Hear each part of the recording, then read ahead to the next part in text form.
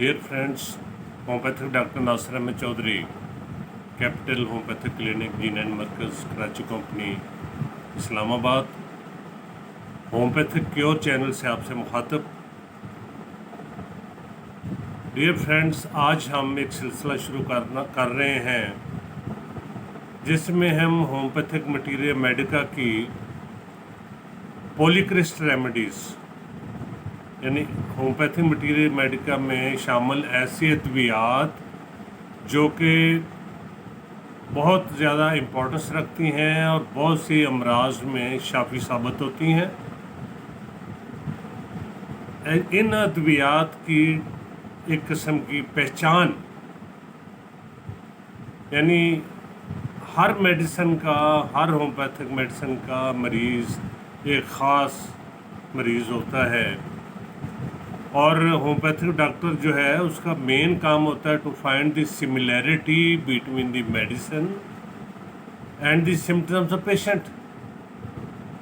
यानी मरीज़ जो उसके सामने है, जो उसके मतलब पे आया है इलाज के लिए, उसने होम्योपैथिक मटीरियल मेडिका में मौजूद हज़ारों अद्वियात में से किसी एक ऐसी दवा की तलाश करनी है जो कि उस पेशेंट की सिमिलर हो, यानी जो उस पर फिट बैठती हो और उसकी इलामात को कवर करती हो।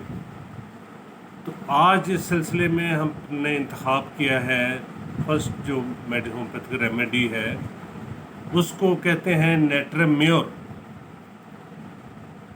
नेट्रम म्योर जो है ये कॉमन साल्ट यानी क्लोराइड ऑफ सोडियम यानी वो नमक जो हम डेली रोज़ाना अपने खाने पीने में इस्तेमाल करते हैं, ये मेडिसिन उस नमक से बनी हुई है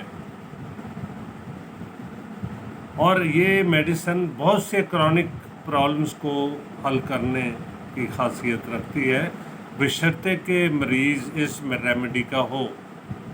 सो ये सिलसिला जो हमारा है ना सिर्फ पेशेंट्स बल्कि डॉक्टर्स और होम्योपैथी के स्टूडेंट्स के लिए बहुत ही फ़ायदेमंद है अगर वो इसको गौर से सुने।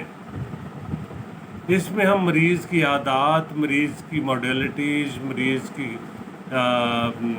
करेक्टरिस्टिक्स, सिम्टम्स, मरीज़ की ख़ास इलामत का सिर्फ जिक्र करेंगे। पूरी रेमेडी का जिक्र करना मुमकिन नहीं है, लेकिन वो इलामत जो कि किसी भी मरीज़ में अगर पाई जाए, उसमें कोई इलामत, उसे हम इग्नोर नहीं कर सकते, नज़रअंदाज नहीं कर सकते। आज से हम ऐसी सिलसिला शुरू कर रहे हैं। सो नेट्रम म्योर पे आते हैं। डियर फ्रेंड्स, नेट्रम म्योर जो है मैंने जैसे पहले बताया कि कॉमन साल्ट से बनती है। इसमें मरीज़ को great liability to take cold,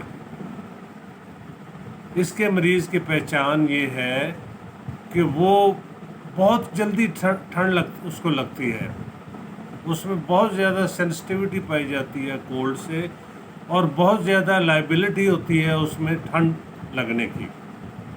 सो ऐसे मरीज़ जिनको बहुत जल्दी ठंड लग जाती हो, उनके लिए इस मेडिसिन को जहन में रखना चाहिए। इसके अलावा इसका मरीज़ जो है ना, उसमें ग्रेट वीकनेस एंड वीरीनेस, बहुत ज़्यादा नकाहत, थकावट यानी गिरा सा रहना और बहुत ज़्यादा वो नकाहत महसूस करता है और ख़ास तौर पे